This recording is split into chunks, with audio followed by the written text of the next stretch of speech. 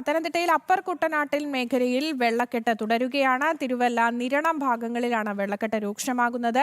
ജില്ലയിൽ ഇടവിട്ട് മഴ തുടരുന്നുമുണ്ട്. കൂടുതൽ വിവരങ്ങൾ നൽകുവാനായി ഗോകുലാണ് ചേരുന്നത്. ഗോകുൽ, ഇപ്പോൾ ജില്ലയിലെ ഒരു സാഹചര്യം എന്താണ്? മഴ ഉണ്ടോ? ഇന്നത്തെ ഏറ്റവും പുതിയ വിവരം എന്തൊക്കെയാണ്?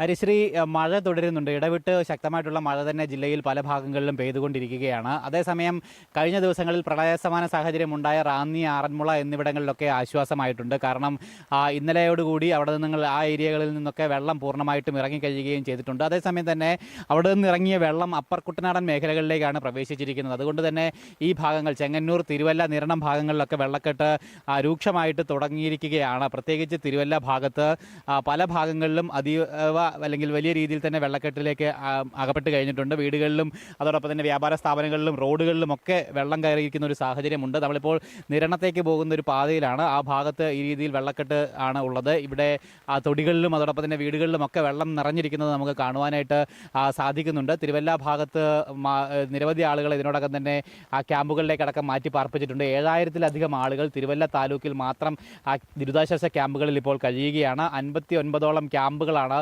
തിരുവല്ല താലൂക്കിൽ മാത്രമായിട്ട് ഇതുവരെ തുറന്നിരിക്കുന്നത്. ഒപ്പം സമാനമായ സാഹചര്യം തന്നെ തിരുവല്ലയിൽ നിന്നും ചെങ്ങന്നൂർ പാതയിലുമൊക്കെ തന്നെ വെള്ളക്കെട്ട് രൂക്ഷമായിട്ട് തുടരുന്ന ഒരു സാഹചര്യം കൂടിയിട്ടുണ്ട്. ഒപ്പം ഈ മഴ ശക്തി ആയിട്ട് പെയ്യുന്നില്ല എങ്കിൽ പോലും ഇങ്ങനെ തുടർച്ചയായിട്ട് പെയ്തുകൊണ്ടേയിരിക്കുന്ന ഒരു സാഹചര്യം ഉണ്ട്. ഒരു ആശങ്കയ്ക്ക് അടിസ്ഥാനം എന്നുള്ള രീതിയിൽ ശക്തമായിട്ടുള്ള മഴ പെയ്യുന്നില്ല എന്നുള്ളതാണ് ഏറെ ആശ്വാസം നൽകുന്ന ഒരു കാര്യം. എന്തായാലും ഈ ആറന്മുള, റാന്നി അടക്കമുള്ള മേഖലകളിൽ വെള്ളം ഒഴിഞ്ഞത് അവിടുത്തെ ആളുകൾക്ക് വലിയ ആശ്വാസമായിട്ടുണ്ട്. കാരണം 3-4 ദിവസങ്ങളായിട്ട് അവിടെ ജനജീവിതം വളരെ ദുഷ്കരമായിട്ട് മാറിയിരിക്കുന്ന ഒരു സാഹചര്യം ഉണ്ടായിരുന്നു. ഗതാഗതമടക്കം പൂർണ്ണമായിട്ടും നിലച്ചു കിടക്കുന്ന ഒരു സാഹചര്യമായിരുന്നു. പ്രധാന പാതകളിലൊക്കെ തന്നെ പ്രത്യേകിച്ച് ദേശീയപാതകളിലടക്കം വെള്ളം കയറി പൂർണ്ണമായിട്ടും ഗതാഗതം തടസ്സപ്പെട്ട് കിടക്കുകയായിരുന്നു. എന്തായാലും അതിനൊക്കെ ഒരു മോചനമായിട്ടുണ്ട്. ഗതാഗതമൊക്കെ പുനഃസ്ഥാപിക്കുവാനായിട്ട് സാധിച്ചിട്ടുണ്ട്. ഒപ്പം അവിടെ നിന്നും ആളുകൾ കൂടുതൽ ക്യാമ്പ് വിട്ട് വീടുകളിലേക്കൊക്കെ പോകാനായിട്ട് തുടങ്ങിയിട്ടുണ്ട്.